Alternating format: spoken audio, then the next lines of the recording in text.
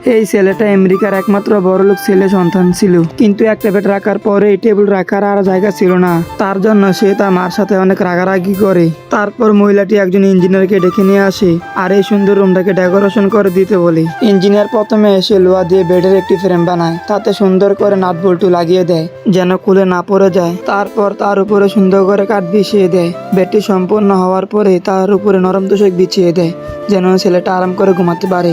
বেডের নিচে drawer system করে দেয় যেন কাপড় চোপড় রাখতে পারে। তার সাথে আরেকটা ডয়ার সিস্টেম করে দেয় যেন আরো কাপড় চোপড় রাখতে পারে। তারপরে বেডের সামনে সুন্দর করে একটা জায়গা করে দেয় যেখানে মোবাইল চার্জ দিতে পারবে, তার সাথে সেখানে মাল সাবানও রাখতে পারবে। তারপরে বন্ধুরা বেডের সামনে একটা টিভি লাগিয়ে দেয় যেখানে শুয়ে শুয়ে টিভি দেখতে পারবে। টিভির সামনে একটা সোফা দিয়ে দেয় যেখানে বসে ছেলে আরাম করে পেপার পড়তে পারবে। তারপরে একটি খাড়া আলমারি বানিয়ে দেয় যেখানে কাপড় চোপড় রাখতে পারবে। তার সাথে একটা টেবিল বানিয়ে দেয় যেখানে বসে পড়ালেখা করতে পারবে। ভিডিওটি ভালো লাগলে একটি লাইক করে দিবেন।